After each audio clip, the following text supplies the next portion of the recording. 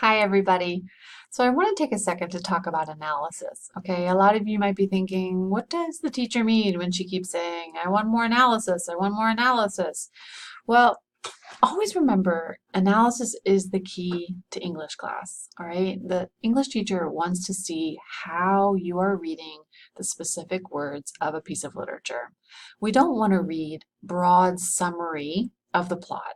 We don't want to read generalizations about characters, okay? We want you to present an idea that appears in the story, and then we want you to prove how that idea appears in the story.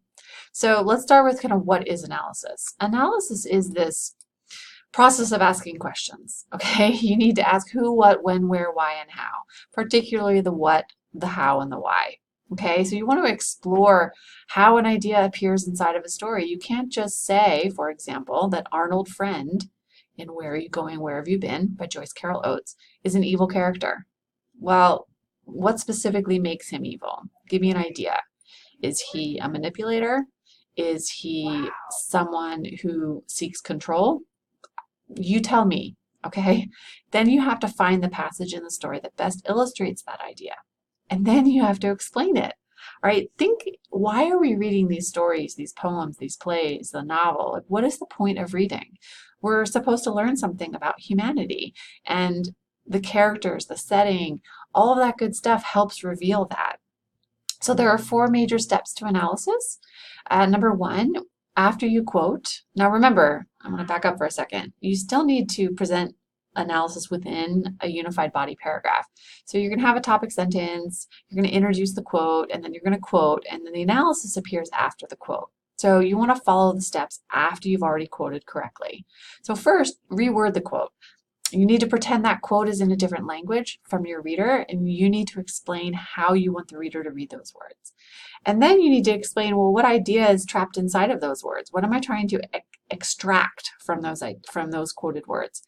And then you have to walk me through how. And this is a really important section. How? How do those quoted words mean what you think they mean? Take the words out. Talk about what they literally mean versus what they figuratively mean. All right? Walk me through how to read those words. And then finally, the paragraph needs to end with this nice concluding comment about the importance of it all.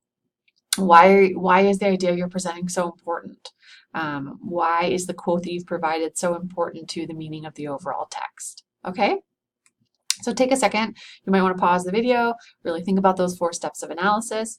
I'm looking for the four steps of analysis in your discussion forum posts. I'm looking for them in papers that you write. I'm looking for the steps of analysis in all tests, okay? So any writing that I ask you to complete that asks you to analyze a piece of literature, I'm looking for these four steps after the quote. All right, so here's an example. Let's talk about Young Goodman Brown by Nathaniel Hawthorne. So this is the very first paragraph, and I'll read it out loud, and then we'll talk about it for a second. So young Goodman Brown came forth at sunset into the street of Salem Village, but put his head back after crossing the threshold to exchange a parting kiss with his young wife. And Faith, as the wife was aptly named, thrust her own pretty head into the street, letting the wind play with her pink ribbons of her cap while she called to Goodman Brown. Okay, so this is the very first paragraph. This paragraph is going to set up the setting. It's going to set up the major themes of the story. Now, how? How does this passage do that? Let's start with the names. Young, Good, Man, Brown. You have a young, you have a good, man. Now, why the color brown? Well, brown is a very basic color. Think of like trees and dirt, very sort of down to earth, right? Just as a basic, there's no real extravagant color happening. But brown is contrasted with pink, with the ribbon in Faith's hair. Now you have Faith. Faith symbolizes faith, okay? So now reading these words literally, you have young Goodman Brown. He walks out of his door, puts his head out, comes back in, and he kisses his wife, all right?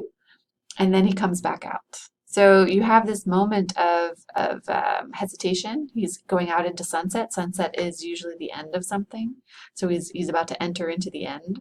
So he's walking outside, sun's coming down. He comes back a little bit, then he keeps going.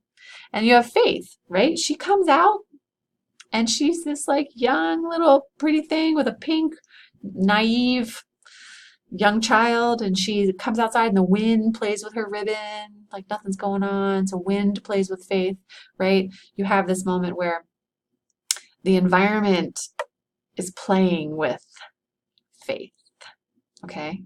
And she calls to good man Brown. He's no longer young. He has exited the house. He's no longer young. He's just a good man and he's this average man, okay?